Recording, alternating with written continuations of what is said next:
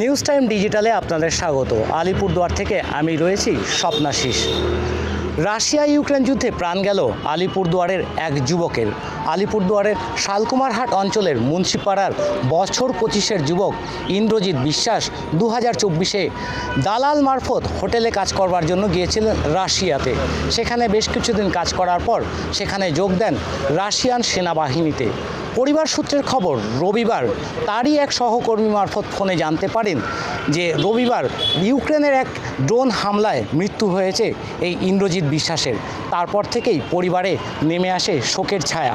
এখন রাশিয়া থেকে এই ইন্দ্রজিৎ বিশ্বাসের দেহ কী করে ফিরিয়ে আনা যায় সেই দিকেই তদবির করছে পরিবার। ইতিমধ্যেই যোগাযোগ করেছে আলিপুরদুয়ারের সাংসদ মনোজ সিগগার সাথে। মনোজ সিগগা আশ্বাস দিয়েছেন যে বিদেশ মন্ত্রকের সাথে যোগাযোগ করে অতি শীঘ্রই যাতে এই ইন্দ্রজিৎ বিশ্বাসের দেহকে আলিপুরদুয়ারে ফিরিয়ে আনা যায় সেই দিকে প্রচেষ্টা চালাচ্ছে। ইতিমধ্যেই জানা গেছে যে রাশিয়া ইউক্রেন যুদ্ধে কিন্তু ভারতীয় বহু নাগরিক কিন্তু রাশিয়া সৈন্যবাহিনীতে যোগ দিয়ে তারা এই যুদ্ধে সামিল হয়েছেন এবং বেশিরভাগ ক্ষেত্রে দেখা যাচ্ছে ভারতের গ্রামগঞ্জ থেকে ছেলেরা বিভিন্ন কাজের জন্য রাশিয়া গিয়ে আপাতত তারা রাশিয়ান সেনাতে সাহায্য করছে।